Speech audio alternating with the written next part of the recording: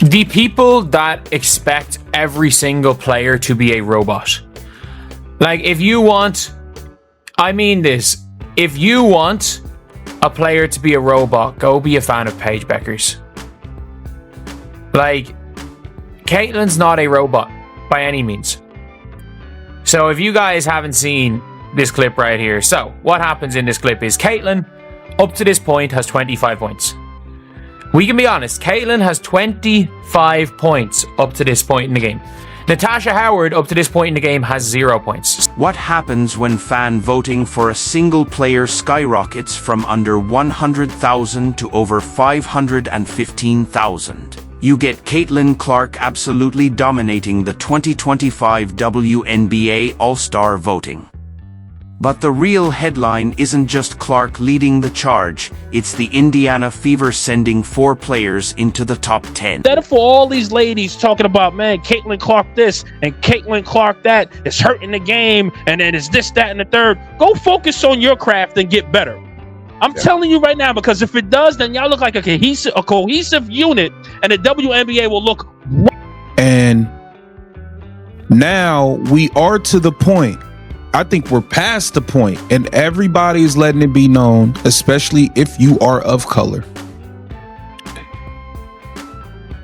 You cannot be a Caitlin Clark fan at this point as a black person. This is what is being said to us. How you can't root for Caitlin Clark? I'm not making it up. There's people who are just blatantly telling us we can't enjoy a white basketball player. Let's rewind a bit and talk about WNBA All-Star voting before Caitlin Clark changed the game. Just 2 years ago, the league's biggest stars were fighting hard for every single vote. The margins were razor thin and fan engagement, while passionate. You gotta put it in perspective. Right. These girls have been grinding to grow the game of basketball in the WNBA. They've been grinding to grow the sport to the world, the viewerships. They've been grinding for all of this. And then you have this girl that comes along from college and is an instant change. She's handed pretty much being the face of the league. There's going to be girls that are offended by that. And there's going to be girls that think she's got to earn it and she doesn't deserve this early. She's handled it great. I think she's performed last year. She's performing again this year. I think she's the rightful face of the... Here's where it gets wild. In 2023, not a single WNBA player hit the 100,000 vote mark. That's right, not one. Only 8 players even reached 50,000 votes. Back then, the All-Star voting scene was a tight bubble of loyal fans.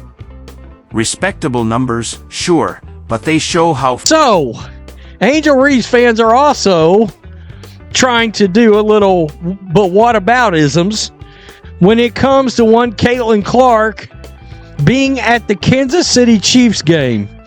Now, keep it in mind, you know what you've seen out of Caitlin Clark this offseason? You've seen, you've seen Athlete of the Year. You've seen her in the gym. Indiana Fever videos have come out, right, of her training in the gym.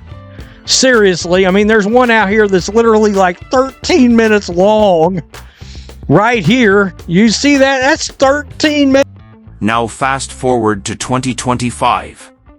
Caitlin Clark didn't just break the old records, she obliterated them, pulling in 515,993 votes in the first round alone.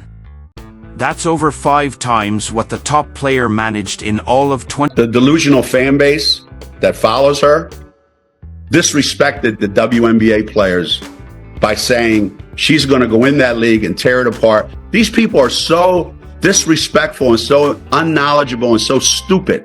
And Diana said it best. This kid's in for a rude awakening. This kid's on the wrong team.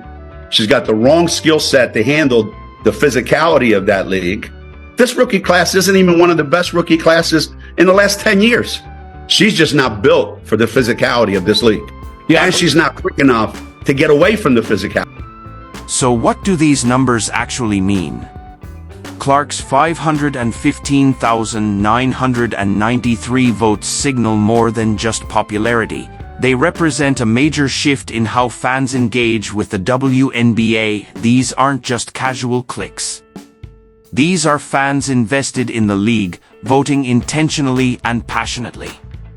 And when you this girl, the Golden Goose, comes along and she wreaks havoc. She's the Rookie of the Year. She's 4th in the league in MVP voting. 4th in the league, her rookie year. Outstanding. She's like Steph Curry. She can pull up from anywhere. You understand? She has that kind of capability. Then won a national championship, lost to LSU one year, lost to South Carolina another year, but she's outstanding and clearly worthy of being the #1 overall pick. And what I was saying to everybody is ride the wave. Rising tide lifts all boats. She's not a scrub. She's not only can play, she's a star caliber player who draws this